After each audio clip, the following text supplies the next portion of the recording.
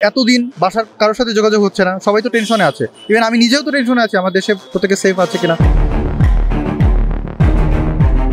আমরা চাই এই কোটাটা বন্ধ হয়ে যায়। আমরা অনেক কষ্টে আছি, কলকাতায় ভিড়তে পারছি না। এখানে কলকাতাবাসী যারা আছে, আমি খুব রিকোয়েস্ট করবো যে তারা যেন এটা দ্রুত সমাধান করে দেয়। দুই সরকারের কাছেই আমাদের দাবি বা রিকোয়েস্ট, যাতে আমাদের বিষয়টা দেখা হোক। আসছি বেড়াতে, ভ্রমণ করতে, কিন্তু সেটা এখন যে এই অবস্থায় পরিণত হবে তা কখনো ভাবতে পারি নাই। আমার এতগুলো ভাই যে শহীদ হলো, এই ব্যাপারে আমি একটা সুষ্ঠু বিচার চাই। আপনাদের মাধ্যমে, আপনারা যেহেতু মিডিয়া আছেন, ভারতীয় সরকার হোক, আমাদের দেশের সরকার হোক, আমাদের এই অবস্থা থেকে দ্রুত উত্তরণ ঘটাকে আমাদের দাবি।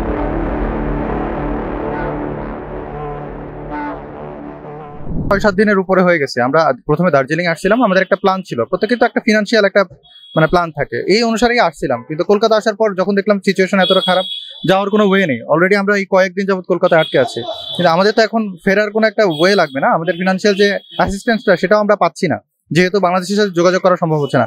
আর এতদিন বাসার কারোর সাথে যোগাযোগ হচ্ছে না, সবাই তো টেনশনে আছে। ইভেন আমি নিজেও তো টেনশনে আছি, আমার দেশে প্রত্যেকে সেফ আছে কিনা। তো একটা সার্বভৌম একটা রাষ্ট্র, সেখানে কি জনগণের যে সিকিউরিটি, এটা নিশ্চিত করা কি তার দায়িত্ব না?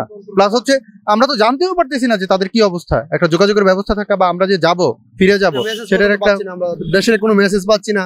আমার বউ আছে, বাচ্চা আছে, মা বাবা আছে, তারা কিভাবে আছে, তারাও তো অনেক টেনশন করতেছে আমাদেরকে নিয়ে, আমরা আছি কিনা, কোন জায়গায় আছি। এতদিন হলো, 2-3 দিন যাবত কোনো যোগাযোগ নাই, টাকা নাই হাতে, টাকা আনতে পারছি না। বিকাশ টাকা দেশে আছে, কিন্তু আনার কোনো সুযোগ সুবিধা নাই। বিকাশ বন্ধ, নেট বন্ধ, কি করবো আমরা? এটা কি সরকারের বোঝার উচিত না? ওই যে আমাদের দেশ সরকারের বোঝার উচিত না? এটা দ্রুত সমাধান করে দেওয়া উচিত না? আমরা অনেক কষ্টে আছি, কলকাতায় ভিড়তে পারছি না। আমরা গতকালকে ফেরার কথা ছিল, তো আমরা এই বিভিন্ন সমস্যার জন্য আর কি আমরা যেতে পারছি না। তো আমার ব্যক্তিগত বা আমার এখানে কলকাতাবাসী যারা আছে, আমি খুব রিকোয়েস্ট করবো যে তারা যেন এটার সমাধানের জন্য আর কি সরকারের প্রতি একটা আহ্বান রইলো আমার ব্যক্তিগতভাবে, যে তারা জানি এটা সমাধান আসে, জানি দ্রুত সমাধান করে দেয়। যে না, আমরা এখন কোটা আন্দোলন নিয়ে যেহেতু এই ঘটনাটা শুরু হয়েছে, আমরা চাই এই কোটাটা বন্ধ হয়ে যাক, ঠিক আছে?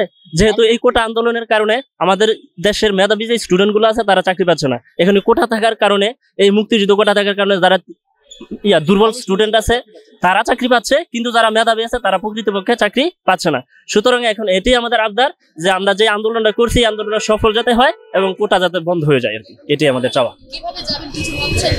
আমরা তো অনেকবার ট্রাই করছি, এখানে যে ইয়াগুলো আছে, পরিবহনগুলো আছে, তাদের সবার সাথে যোগাযোগ করার ট্রাই করছি, টোটাল কোনো কানেকশন নেই। বলছে সর্বোচ্চ হয়তো আমরা বেনাপোল পোর্ট পর্যন্ত যেতে পারবো, কিন্তু এরপর তো কোনো সিকিউরিটি নেই, ওখানে থাকার জায়গা বা ফিনান্সিয়াল অ্যাসিস্ট্যান্সও নেই। তো আমরা এখন তো সেখানে কিভাবে যাবো বলো? আমরা শুনতে পাচ্ছি যে কারফিউ জারি হয়েছে, সেনাবাহিনী নামাইছে মাঠে, কিন্তু যত দ্রুত সম্ভব হয় যদি সমাধান হয় তো আমরা দেশে ফিরতে পারবো আর কি।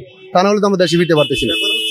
আমাদের তো এটা গণতান্ত্রিক একটা দেশ, তাই না? তো এখানে তো গণতন্ত্রকে অবশ্যই প্রায়োরিটি দেওয়া হবে। যেখানে দেশের এতগুলো মানুষ এই একটা আন্দোলনের জন্য আছে, যদি গণতান্ত্রিক হতো, যেহেতু মেজরিটি আছে, তাহলে কি এটা কি পাস হওয়ার কথা না, বা এখানে প্রায়োরিটি পাওয়ার কথা না? বাট সেটা হচ্ছে না। আমরা স্টুডেন্ট হিসেবে তো বঞ্চিত, তাই না? আমাদের চাকরি বাকরি যদি এমন হতো, অনেক ব্যবস্থা আছে, এরকম তো কিন্তু না।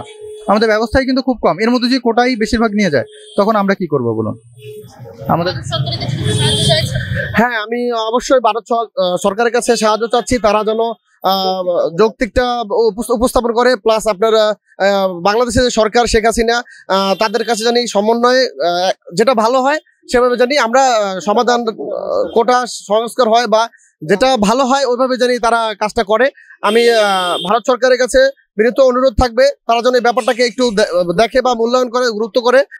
আমি খুবই উপকৃত হবো। আমরা এই কলকাতা যারা আসছি, আমরা খুবই আর কি খারাপ অবস্থায় আছি এখন আর কি। আমরা এখন মুখে বলার মতো আর কি ভাষা নাই যে আমরা কিভাবে যাব। আমাদের গতকালকে যাওয়ার কথা, সেখানে আমরা এখন পর্যন্ত যেতে পারছি না। মন মানসিকতা খুবই খারাপ। আসছি বেড়াতে, ভ্রমণ করতে, কিন্তু সেটা এখন যে এই অবস্থায় পরিণত হবে তা কখনো ভাবতে পারি নাই। খুব খারাপ লাগছে। আমি একটা জিনিস চাইবো, যে আমার এতগুলো ভাই যে শহীদ হলো, এই ব্যাপারে আমি একটা সুষ্ঠু বিচার চাই। এবং যেই দ্বারা যেটাই হোক, যে কারণেই হোক, আমি এর একটা সুষ্ঠু বিচার চাই অবশ্যই। তারপরে আমাদের ওই সুযোগে ওই আমাদের যে দেশ থেকে যে টাকা যা কিছু নিয়ে আসছিল ওই টাকা রেট আবার কমাই দিচ্ছে এজেন্সিতে, আমাদের ওইটা রেট কমাই দিচ্ছে, যে 73 টাকা ছিল ওই জায়গায় 80 টাকা হয়ে গেছে, 70 টাকা হয়ে গেছে। এগুলো তো আমাদের সমস্যা, যাদের কাছে কিছু বাংলা টাকা আছে ওইগুলো ভাঙাতে পারছে না, কারণ তারা বর্ডার বন্ধ, তারা বলছে যে বর্ডার বন্ধ, আমরা টাকা ভাঙাবো কিভাবে? এটা তো আমরা, হ্যাঁ টাকা ভাঙানোর সমস্যা হচ্ছে, বাংলা টাকা নিতে চাচ্ছে না কেউ, কারণ বর্ডার বন্ধ, তারা কিভাবে নিব, রেট কত তারা জানতে পারতেছে না, যে রেটটা কি আছে। আমরা চাই আমাদের সাথে কোঅপারেট করুক, আপনাদের সরকার অবশ্যই যাতে আমাদের সাথে কোঅপারেট করুক, আমরা অবশ্যই চাই, কারণ আমরা আপনাদের মেহমান, আমরা অবশ্যই চাবো যাতে আপনারা কোঅপারেট করেন। আমরা এখানে এসে আটকা পড়ছে আমাদের মানে সবাই আটকা, বাংলাদেশি যারা আছে, আমরা কলকাতায় আছি 90% আটকা, 90% এখন যাওয়ার জন্য মুখী আছে। আমাদের ট্রেনের টিকিট ছিল মৈত্রীর, ওইটা ক্যান্সেল হয়েছে এবং আমরা কোনো টাকাও রিফান্ড পাইনি। যারা এখান থেকে টিকিট করেছিল তারা রিফান্ড পাইছে, বাট আমরা কোনো রিফান্ড পাইনি। আমরা এই চারজনই একসাথে কোনো রিটার্ন টিকিটের কোনো রিফান্ড পাইনি। আমরা ওখান থেকে করে আসছিলাম বিধায় আমরা কোনো রিফান্ড পাইনি এবং এখন অনিশ্চিত যে কি হয় আমাদের, আমরা টোটালি অনিশ্চিত।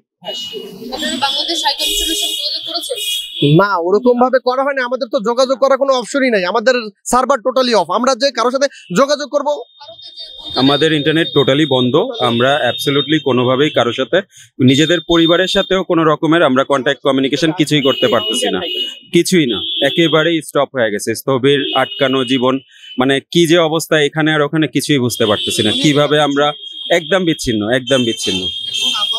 মানে এখান থেকে যদি আমরা কোনো একটা সাপোর্ট পাই, বা মানে আমরা যে যারা আটকে পড়েছি, যারা অনেক আগেই চলে যাওয়ার প্ল্যান আছে, তারা যারা আটকে পড়েছি তাদের জন্য যদি কোনো একটা ব্যবস্থা করা যেত, বা মানে কোনো একটা, না এখানকার কোনো সাপোর্ট আলাপ করে খুব দ্রুত আমাদের যে, হ্যাঁ আমরা যে দেশে আছি মৈত্রী সরকার এবং বন্ধুত্ব সম্পূর্ণ, তো অবশ্যই দুই সরকারের কাছেই আমাদের দাবি বা রিকোয়েস্ট যাতে আমাদের বিষয়টা দেখা হোক, কারণ টাকার মানও কমায় দেওয়া হচ্ছে, টাকা আমাদের শেষ হয়ে যাচ্ছে, এখানে থাকতে সমস্যা হচ্ছে, ওখানে যেতে সমস্যা হচ্ছে, আমরা মাঝখানে কিছুই করতে পারছি না। সো রিকোয়েস্ট এতটুকুই, যাতে হেল্পটা পাওয়া যায়।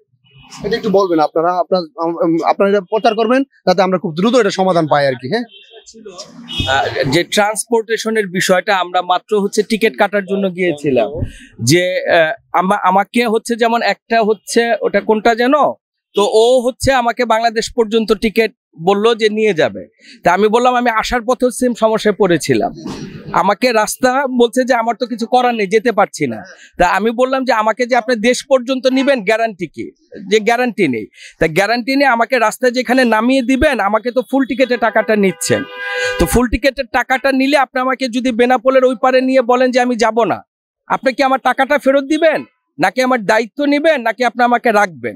তাই তারা সেটারও কোনো সদুত্তর দিতে পারছে না, তারা বলছেন যে একটা বাসে আপনারা 40 জন যাত্রী যাবেন, 40 বাকি 39 জনের যা হবে আপনারও তাই হবে। তা এটা তো আসলে কোনো সমাধান না, যে এই আমার মানে বাংলাদেশের আরো ভাইরা যে কথাটা বলেছিলেন অত্যন্ত যৌক্তিক, আমিও একজন সার্ভিসম্যান, যে আমি রবিবার পর্যন্ত ছুটি, সোমবার আমাকে জয়েন করতে হবে, বাট দেশে কারফিউ, মানে মূল কথা আমি বুঝতে পারছি যে যদি মানে আমি হয়তো দীর্ঘ করে ফেলছি, যে আমাদের এই যে আমরা বাংলাদেশি যারা রয়েছে হাই কমিশনের যে বিষয়টা বলছেন, আপনারা যতটা সহজ ভাবছেন আমরা হাই কমিশনে গেলেও আমাদের কথা শুনবেন না ওনারা, তো আপনাদের মাধ্যমে আপনারা যেহেতু মিডিয়া আছেন, ভারতীয় সরকার হোক, আমাদের দেশের সরকার হোক, আমাদের এই অবস্থা থেকে দ্রুত উত্তরণ ঘটাকে আমাদের দাবি। ধন্যবাদ। ঠিক আছে, ঠিক আছে। আমরা সরাসরি শুনে নিলাম যারা বাংলাদেশি নাগরিক রয়েছেন ভারতে এসে তারা বিভিন্ন রকম ভাবে সমস্যার সম্মুখীন হচ্ছেন, কারণ আমরা জানি যে গত 10 জুলাই থেকে বাংলাদেশে যে ছাত্র আন্দোলন চলছে, সংরক্ষণ বিরোধী যে আন্দোলন চলছে, সে আন্দোলনের জেরে কিন্তু স্তব্ধ হয়ে গিয়েছে ভারত ও বাংলাদেশের যোগাযোগ, এবং তার জেরে সমস্যার মুখে পড়তে হচ্ছে বাংলাদেশি যারা নাগরিক রয়েছেন। ক্যামেরায় সুস্মিতার সঙ্গে শোভনের রিপোর্ট, বাংলা হান্ট, কলকাতা।